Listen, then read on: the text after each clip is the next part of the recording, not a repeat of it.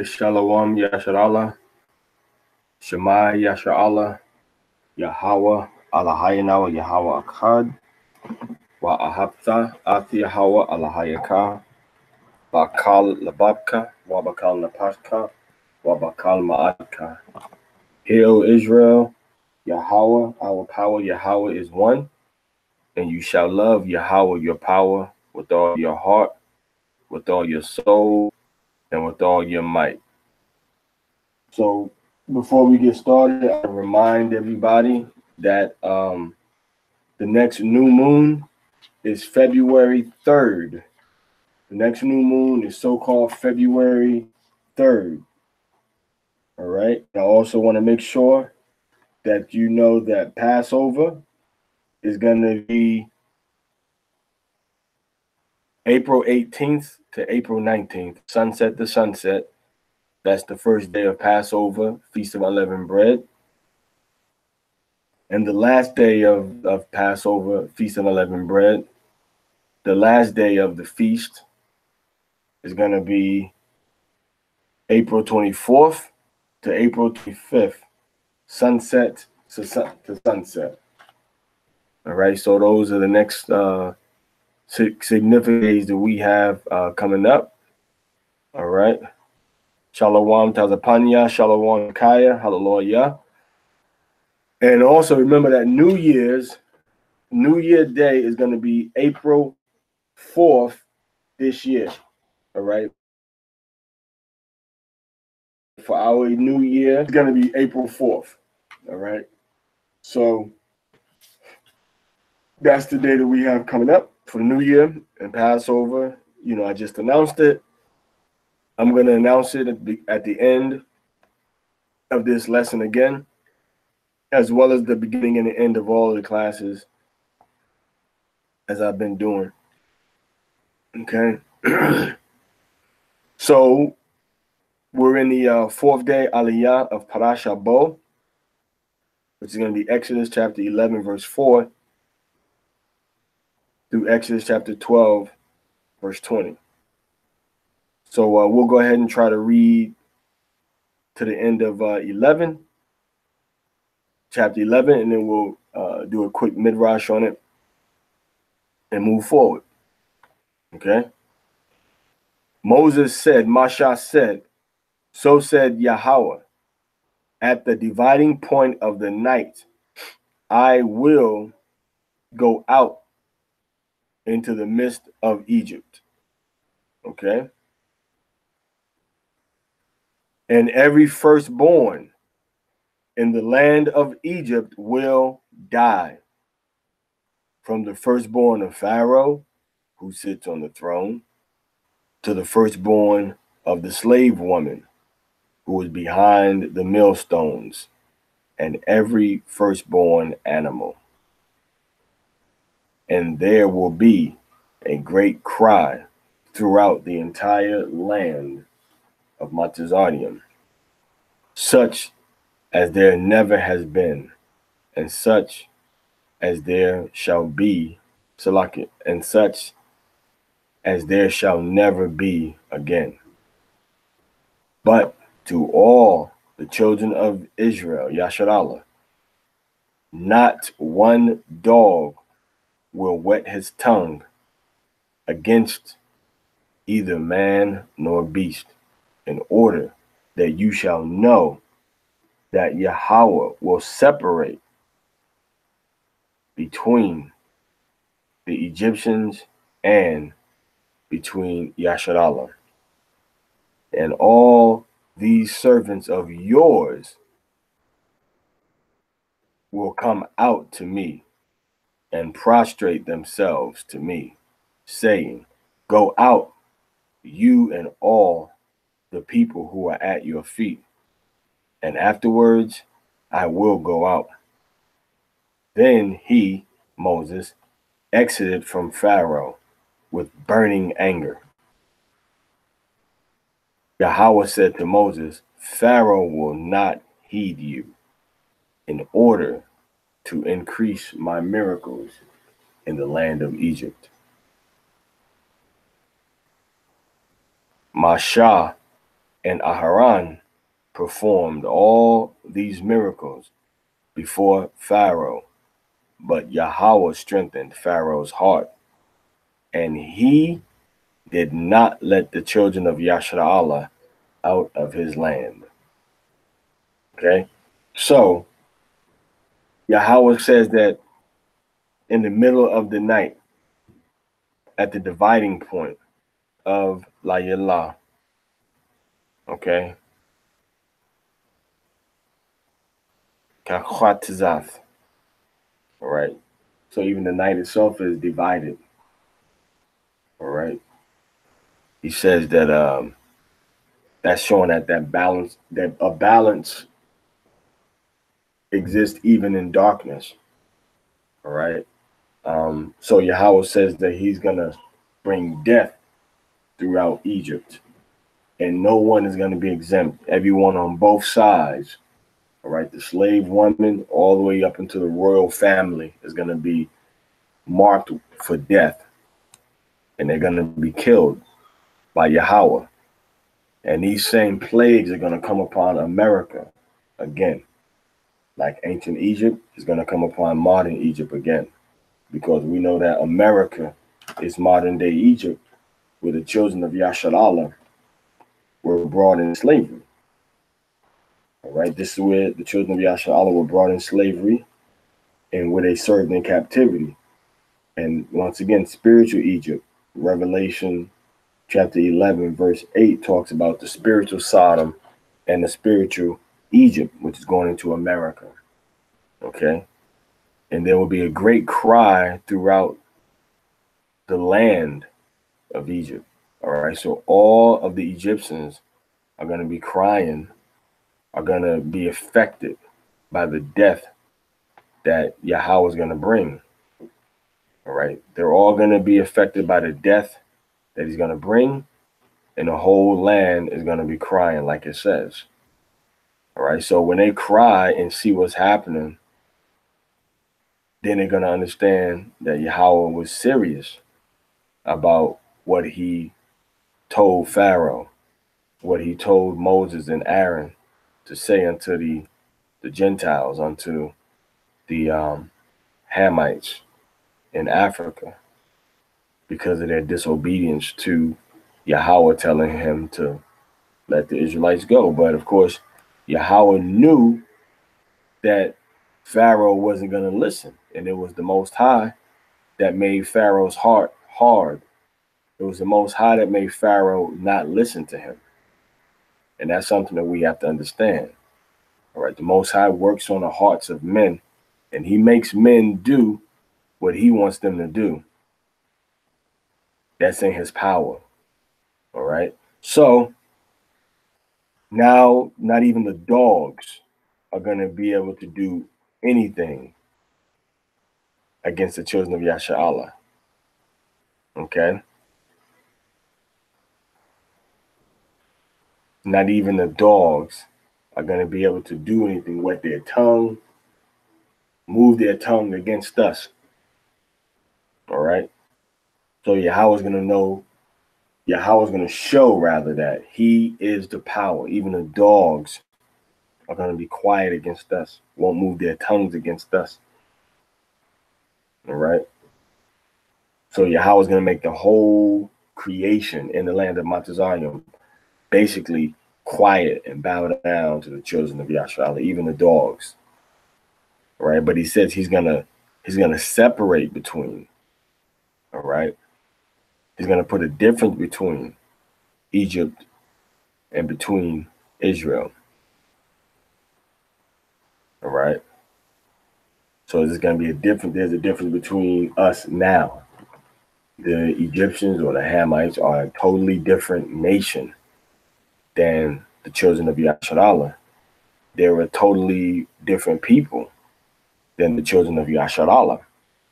Totally different family. They might both look brown-skinned, but they're a totally different people with a different covenant and a different purpose. The Egyptians were created, to be a lower nation and to serve the children of Israel and to worship Yahweh.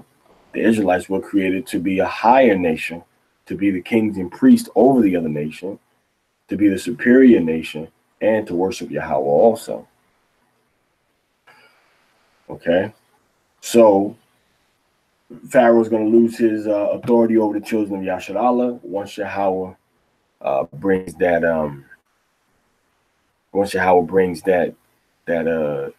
death upon the Egyptian Hamites. He is going to do the same thing with America. People forget that these prophecies are true, and the same thing that happened in ancient Egypt is going to happen in America. Okay, read Revelation chapter 11, verse 8. It explains that to you very clearly. All right, so now let's go into verse 1 of Exodus chapter 12. After all that Yahweh has said, what we do in here, the last thing to point out from chapter 11 is that Yahweh, okay, Yahweh is making Pharaoh disobey him. We can't emphasize that enough.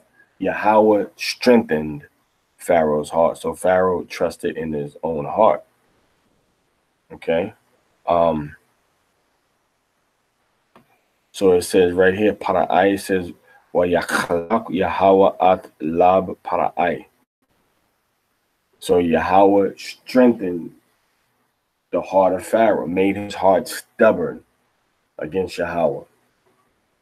All right, but that rebellion, that disobedience, that idolatry, that disdain for Yahweh was already there. Yahweh didn't put it there.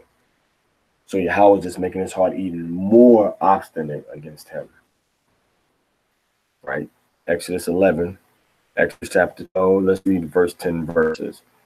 And Yahweh spake to Mashah and to Aharon in the land of Matazarium.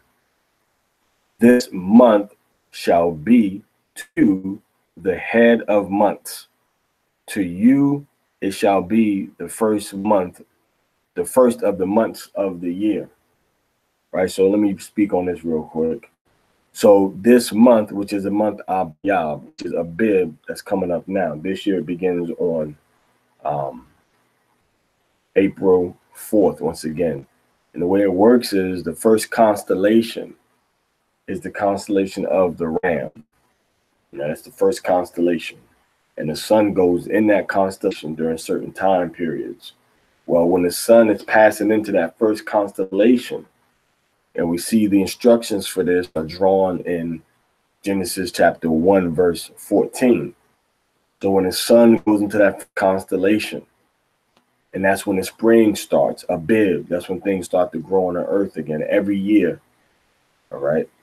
It doesn't happen every year on the calendar of the Gentiles, but it happens every year according to the lunar cycles, 12 months or 13 months. It varies depending on how many times the sun or how many times the moon has passed in front of each of the 12 constellations. Okay, so now when it passes in a particular constellation, the first constellation, that's when everything starts to grow from the earth again. And it happens every year at the same time according to the constellations, but it's different on the Gentiles' calendars. Sometimes it may be mid-March, sometimes it may be early April, right, that this event happens.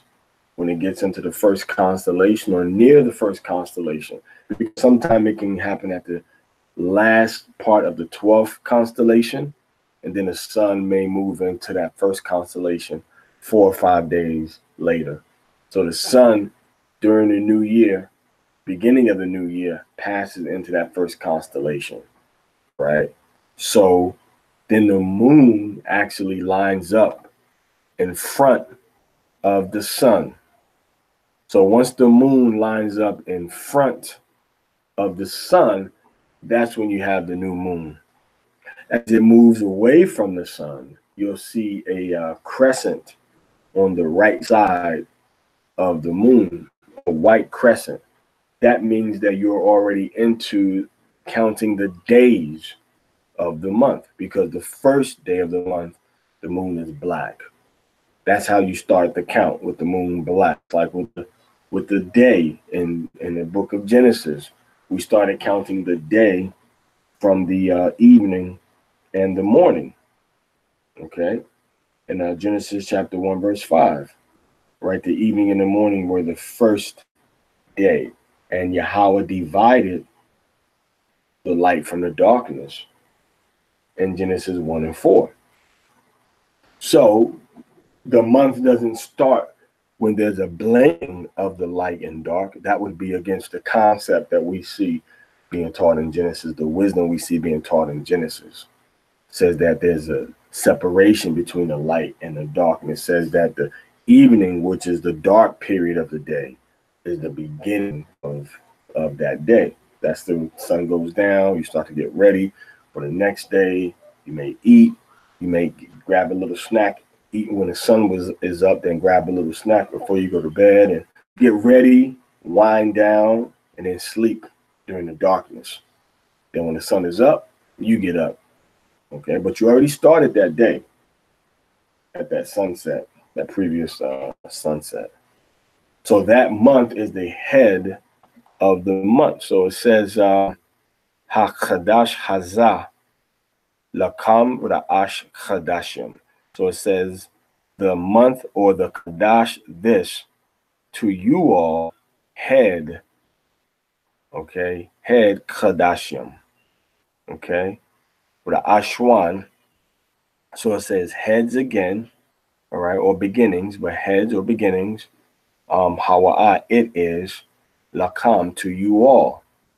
Wa Kadashya, all right, and Kadashim, or months, Hashanah, of the year. So this is Ra'ash Hashanah, going into Abib, and this year it starts on, again, April 4th is when it's going to start this year. It's going to start April 4th this year. Okay. That's when the new year is going to start, the head of the months. So this word Kadash shows you the cycle and the movement of the moon from a bottom position of darkness onto a high elevated position of light, and then working back down this the Kayath, which is the first letter. You have to look at it in the Hebrew ancient to understand. It starts off black, moves up, all right, up the fence or up the ladder, up the division, the areas that we have divided up into that particular letter. You can kind of see it on this letter a little bit with the space at the bottom, the second letter right here. All right. So what the ancient way had different chambers going on top. All right. Maybe 3 or 4 spaces. All right. And then those spaces show you that there's a division between things. That's the first letter. And the second letter is a door. Even though there's a division, there's still a passage in and out within that division.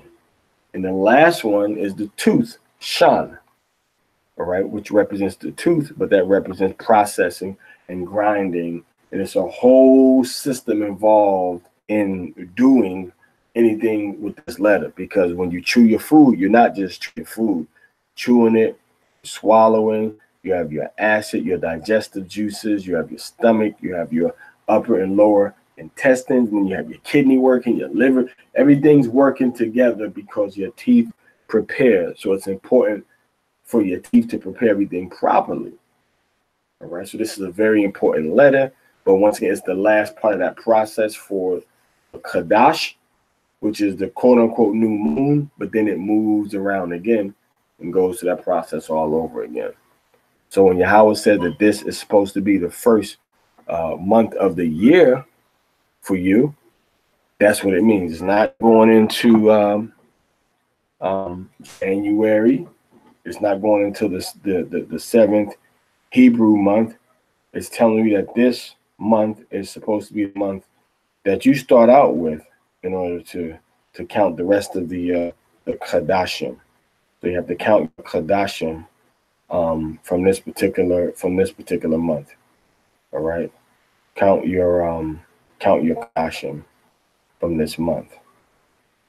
Okay.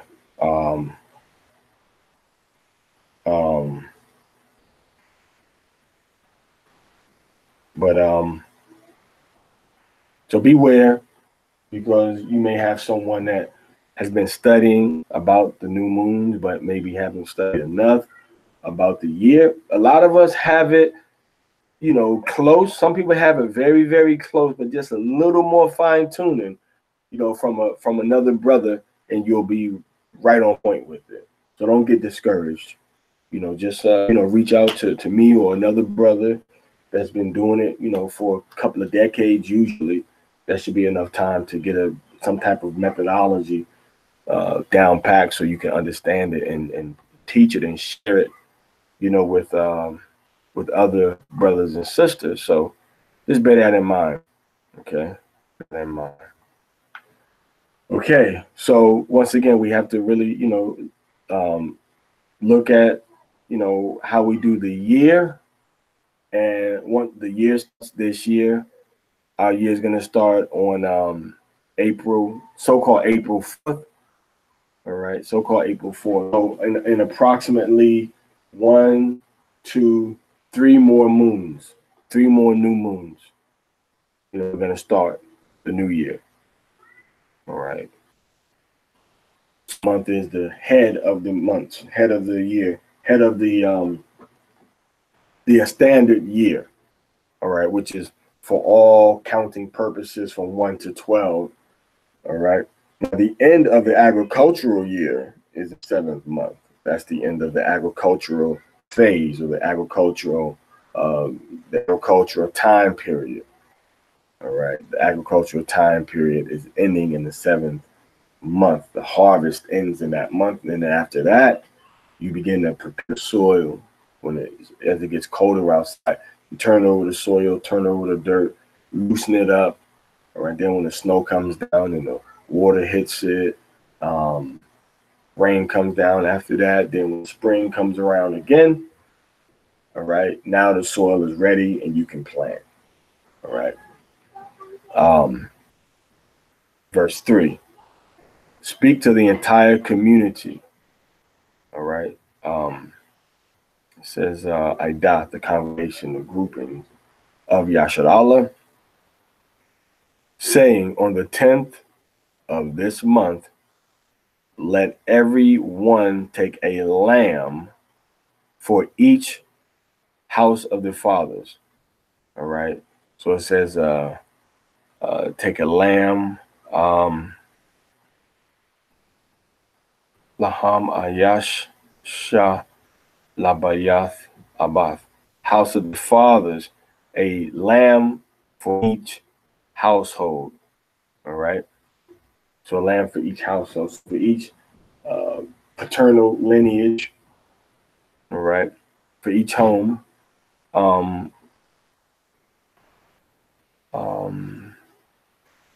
And take to you all, each man, Shah, Labayath, Abath, Shah, Abath. So for each man of his home, the father's lineages, take a lamb for each household. All right. So we were once again together as a community. All right. But if the household is too small for a lamb, then he and his neighbor who is nearest to him shall take one according to the number of people, each one according to one's ability to eat, shall you be counted for the lamb. So if you have a small family, instead of wasting the lamb, you join together with someone else, and you share a lamb accordingly. So it wasn't a wasteful event. You didn't just get a lot of food, just throw away whatever you had left, without being careful to make sure that you avoided that by bringing everything together, making sure that you had a proper amount of meat for this lamb for everyone. And then with that proper amount of lamb for everyone, you would share with the different members of the household. All right. You would share with the different members of the household. So he and his neighbor who is nearest him take the lamb according to the number of people, each one according to his ability, to one's ability to eat, shall you be counted for the lamb. So for that particular lamb, you would take out the family, and you would see how much each family needed. And of course, this would mean that we would need to be familiar with the hoof weight of a lamb and how much meat that hoof weight would be able to produce to eat. So remember, we were we were shepherds, so we knew how to estimate. We knew how to dress, how to slaughter, how to prepare this meat to be eaten. So we were basically experts when it came to things of this nature. So know these things. So we had to make sure, and mind you, that there's no money that anybody's being charged for this Passover. All right. So I don't know really about that. Now maybe, each family had to be responsible. So that should really be the focus. Sending money for your lamb if you don't have access to a lamb. And then, of course, maybe if you have to rent a venue, that's something also. All right. But you should really endeavor to do it where, the family, someone in the family, or someone to represent a group of families is going to go and get some lamb and make sure that the lamb is slaughtered properly, things of that nature. So read exactly how it needs to be done. All right. And do it the right way. All right. It wasn't about going to the grocery store and, a piece of lamb and cooking it on a grill. All right. We're going to see how they did it. All right. So verse 5, but you shall have a perfect male lamb in its first year. You may take it either from the sheep or from the goat. So you took the lamb from the sheep or the goat because sometimes they would gender together. You didn't take a goat. It's easy to think that, but you didn't take a goat. You took a sheep. You took a lamb from the sheep or from the goat. Okay, so you would take that lamb from the sheep, or you would take that lamb if sheep and the goats were kind of dwelling together. All right. So it was a perfect, meaning that there was no, it doesn't mean that there were no spots on it or stripes. It means that physically there were no deformities on that animal. He didn't have a clipped ear that was, one ear was half and the other ear was whole, or he didn't have, a toe missing, or he wasn't missing a tail, but it was a perfect animal. And it shows us about Yahushua. He had to be perfect for his sacrifice. He had to be perfect for his sacrifice. Okay. And during this time period, at his crucifixion, at his murder, he was among the goats, which were the Romans, and he was among the sheep, which were the Israelites. They had a Roman lust for power and authority. And they were scared that Yahushua was going to take away their seat of authority that Rome had given them. Verse 6, and you shall keep the lamb for inspection until the 14th day of this month, and the entire congregation of the community of Yashar'Allah shall slaughter it in the afternoon. Okay. Wa hayalaham la mashamarath aid arbai. So it says, it doesn't say keep it for inspection. It says keep it kind of guarding it, watching over it. All right. Until the 14th day of the month. So on the 14th day, now pay very close attention now. So on the 14th day, and then you slaughter it, you kill it. Now right here it says Bayan ha Irabium. Now Irab is Reeve or Iriv, which means evening. So between the evenings, which means that between the evenings. All right. So Now, what we have to understand is that we have 3 phases of evening. All right, we have 3 phases of evening. We have first, when you according to the shadows, and Nehemiah kind of shows us this too. So according to the shadows, and then when it's fully dark, the last phase of evening, which takes us into the night. So when it says be slaughtered in the afternoon, when we look at the history, this was done around 3 p.m. Right? That's kind of when that process kind of got full blown in ancient Yasharallah. Around 3 p.m., we would start to go ahead and slaughter the land. Remember, the whole nation is doing this. Okay. Now, in ancient times, when this first came to us, of course, we did it in the land of Egypt. All right, we're doing this in Egypt. So we kill it in the afternoon on the 14th day. Now, remember this, between the evenings, though, but on the 14th day in the afternoon. And they shall take some of the blood and put it on the 2 doorposts and on the lintel. So, Salaklia, on the houses in which they will eat it. So on the side of the house where the door is at, the left and the right side, and over the door frame, in other words, you would put it on those 3 places, the blood, then the left side, and then the right side, which of course, like that makes could make the shape of a dalaf, 2 sides and 1 thing in the middle. So it can make that shape of a dalaf, which, represents door. And we know that Yahweh Shai is the door. Okay.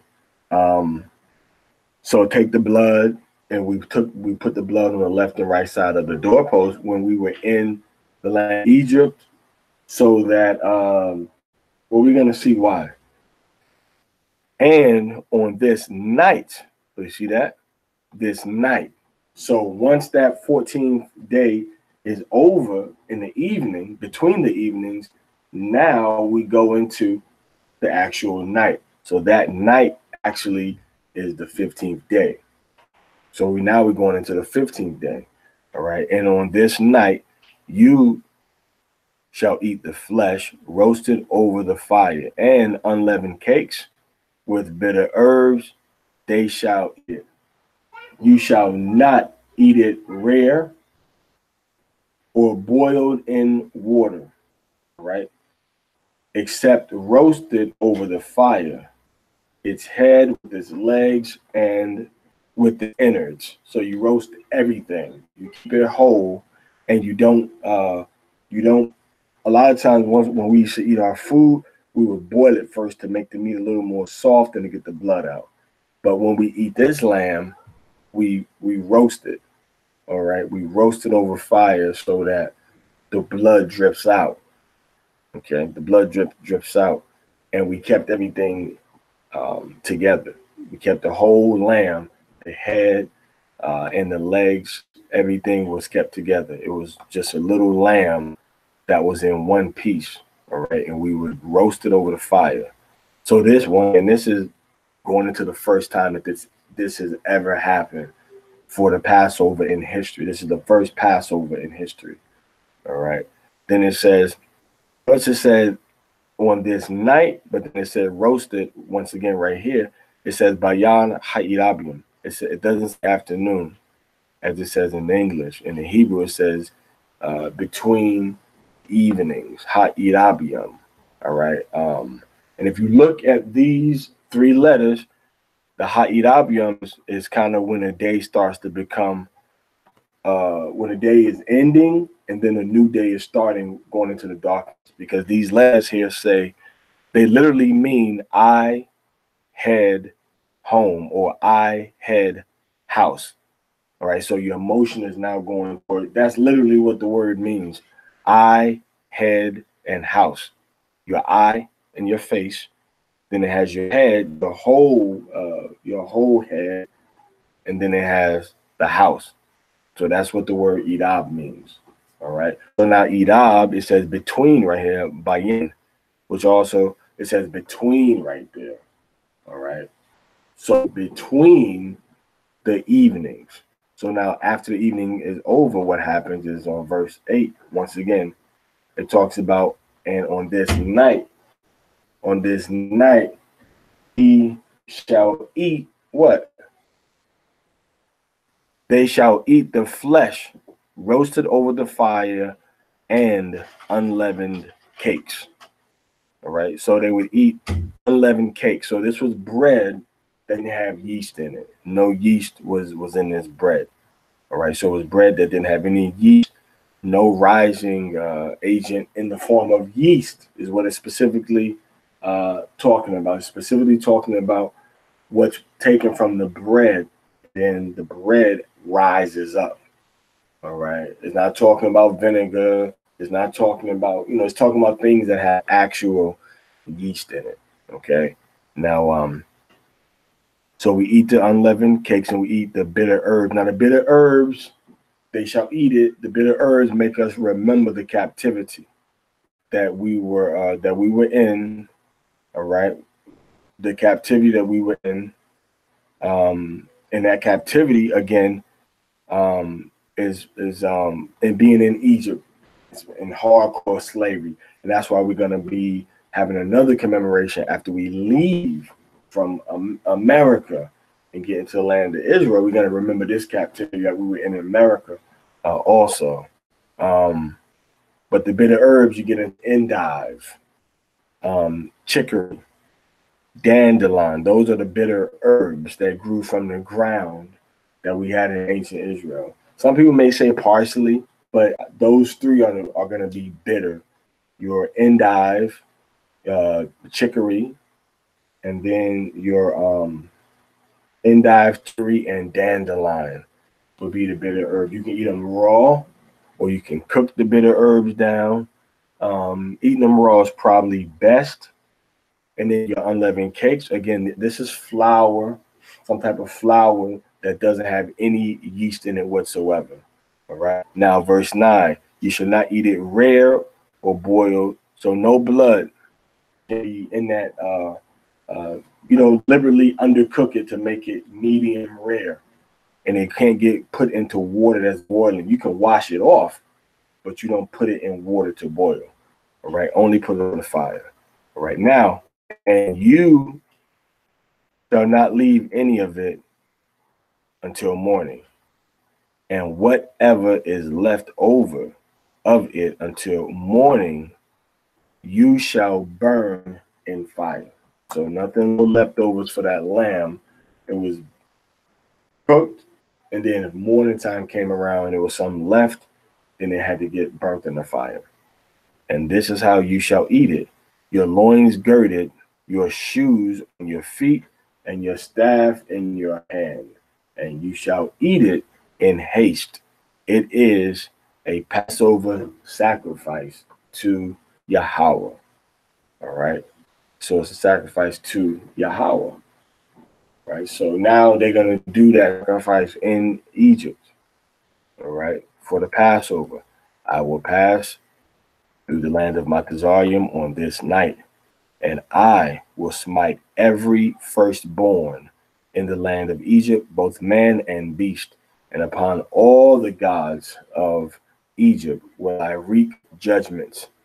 I, Yahweh. All right, so the firstborn of every animal and every person is going to die. Every creature, firstborn, is going to die in Egypt. Man, all right. And of course, talking about, the human beings, in the land of Egypt, all right, that are firstborn that aren't, of the children of Yasharallah, all right. And then the death is going to be throughout the whole empire. Verse 13, and the blood will be for you a sign upon the houses where you will be, and I will see the blood and skip over you, and there will be no plague to destroy you when I smite the people of the land of Egypt. So when I smite the land of Egypt. So it says he's gonna, when you see the blood, it's gonna skip over you. So, and no plague is gonna come upon us. He's gonna pass over.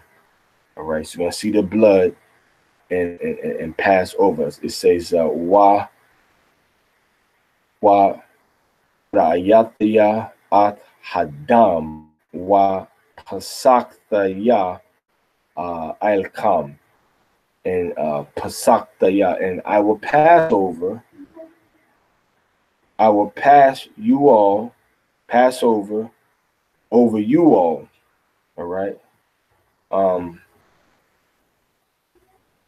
So that's what we see. He's gonna literally skip that house. And this shall be to you as a memorial, and you shall celebrate it as a festival for Yahweh. Throughout your generations, you shall celebrate it as an everlasting statute. So he says we celebrate it throughout all of our generations, which means even when we go into other captivities. All right, when we go into other captivities, we're still supposed to be celebrating the deliverance of the children of Yasharallah. All right, so that's what we're celebrating. Now listen what he says. It's a statute that we have to observe forever.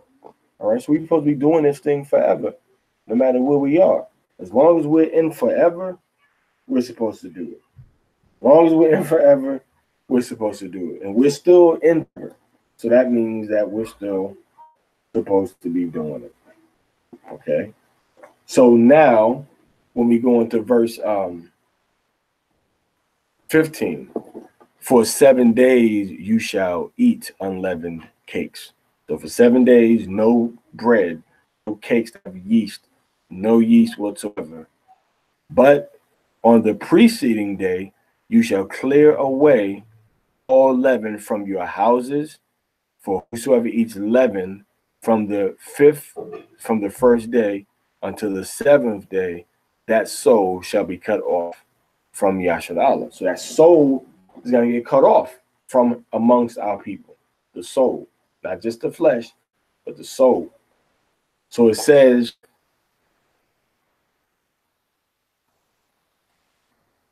we have to take all of the leaven out on the day before. Now, this day before is going into the 14th day, actually. All right. And on the first day of the 7-day feast, there shall be a holy convocation. And the 7th day, you shall have a holy convocation. No work may be performed on them, but what is eaten by any soul, that alone may be performed by you. So no work can be done. Only work that you do is work that you need to do to get the food ready. All right. Any additional work is forbidden. You can only do work to get the food ready, to do, cooking, things of that nature. You can't just, say I'm gonna go out and, we need to paint the house, or we need to, wash the car. You can't do any type of labor like that.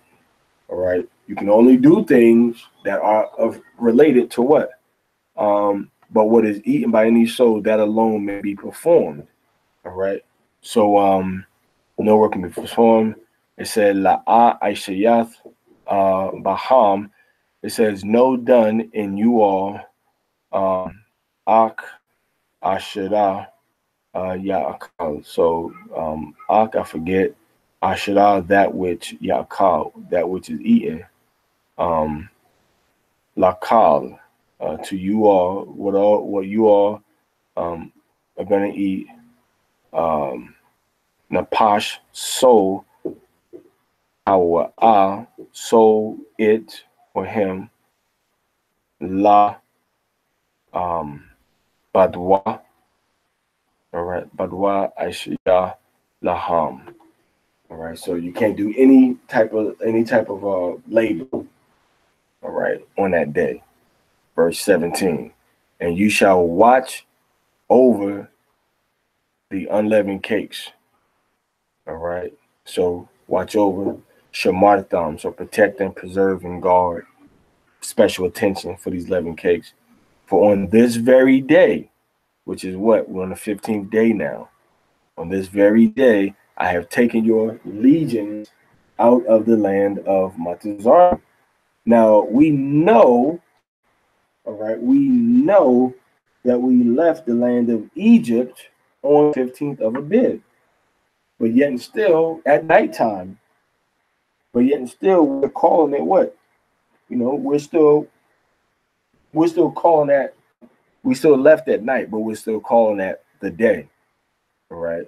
So it says, you shall watch over the unleavened cakes, for on this day I have taken your legions, your armies, out of the land, your host also, out of the land of Egypt, and you shall observe this day throughout generations as an everlasting statute. All right. Now, when you go into Leviticus, it's very specific about these days. Okay. Now it says, in the first month, the first Kadash, on the 14th day of the month, in the evening, you shall eat unleavened. So in the evening of the 14th day, which is the 14th day is ending, and the 15th is beginning, all right, until the 21st day of the month, in the evening, so the 22nd day, once again, is ending. All right, the 21st day is ending, and the 22nd day is starting. So you see that? So when it's the evening of the 14th day, which is the end of the 14th day, you begin to eat unleavened bread. All right. So it says, but now it tells you that when you end it, you don't end it at the beginning, all right, of the 21st day. It's in the evening, 22nd day, showing you how the days have the evenings also. Okay, days have evening also, which deals with the darkness. Okay, we're going back to Genesis chapter 1, verse 5. When he separated the light and the darkness, gave them their special names. So now it tells us that on the 14th day of the month, so the 14th going to the 15th is when we start. Okay, so that's the first day. So 15 going to 16, 16 going to 17, 17 going to 18, 18 going to 19, 19 going into 20, and 20 going into 21. That's the 7th day starting. 20 going to the 21st day is when last day starts. Now the 21st day in the evening, which is when the 21st day is going toward the end, is the last day. So that's still 7 days. But now if we just say 14th day, 14, 15, 16, 17, 18. I'm sorry, we just said the 15th day. 15, 16, 17, 18, 19, 20, 21. All right, so the 21st day is starting at sunset. The 21st day is closing, is ending at the next sunset, which is going into the 22nd day. All right, now verse 19. For 7 days, leavening shall not be found in your houses, and whosoever eats leavening, that soul shall be cut off from the community or the congregation of Yasharallah, both among the strangers and the native born of the land. So it says, Ma'aidath, the community or the congregation, Yasharallah. Then it says, Agar, in the stranger, among the stranger, Waba Azarak, all right, which is the indigenous, the bloodline Israelites, those that come from the land. So you got the stranger that come into the land to sojourn, but remember, the Gentiles would have to be circumcised and come into covenant with the Most High to eat the Passover, all right? You shall not eat any leavening throughout all your dwellings. You shall eat unleavened cakes. So only eat the unleavened cakes. Matazawath, on that particular day, on the Feast of Unleavened Bread. All right. So that's, the balance. You got the leaven and unleavened. The leaven represents sin, disobedience, and the unleavened represents, Yahushua represents forgiveness. Okay, represents sins being cleansed away, and that's what it represents. All right, that's what the leaven represents, and that's what the unleavened cakes, the unleavened bread, that's what they represent. All right, so this is a very, very holy and special day for the children of Allah to observe forever throughout all of their generations. And once again, when we go into this tomorrow, we're going to be more about how everything unfolds and what Yahweh is going to do. But when you go into Leviticus chapter 23, it tells you from the 15th to the 21st day, because it's counting whole days. But here we have it telling you when the day is ending, the 14th day in the evening. And why is it saying that? Because you started to cook the lamb in the 14th day in the afternoon between the evenings. So now, once the evening is over and you're going into the 15th day, that's when you actually going to be eating, right? Now, when that day is getting over, all right, now you're going to start. You're going to actually start the 15th day, or you're going to actually start the 15th day. All right, so that's so that's how it works. All right, so it's not the 14th day that you have this big feast from 14th day beginning until the 14th day over. The 14th day is when you prepare, you kill the lamb, and then as the sun is going down on the 14th day, as the 15th day is starting, okay, as the 15th day is starting, that's when we begin that first day of the Feast of Unleavened Bread. And it's just a time from now until then to purge the iniquity, to purge sins, to get your life and your mind more right from now. So when Passover comes around, you don't have any leavening in your spirit. You don't have any willful sins, habitual sins have been pushed out of your system. And then from that point going forward, we go to the Day of Atonement, which is going to be 6 months after the Passover. All right. So we look toward the Day of Atonement so that we can get forgiveness for our sins on the Day of Atonement. Also, when we begin that process of purging the leaven, purging the desire of sin, out of our system, specifically and directly during the time period of going into the Passover. All right, because we know that leavening represents sin. Right, we know the leavening represents sin, and we don't want to get caught up in that sin. All right, we don't want to get caught up in that sin. All right, so now, once we start with the Passover, all right, and once we understand the Passover, we do it properly. We have to understand it and partake of it. And Yahweh looks upon us favorably because we're performing a very high mitzvah.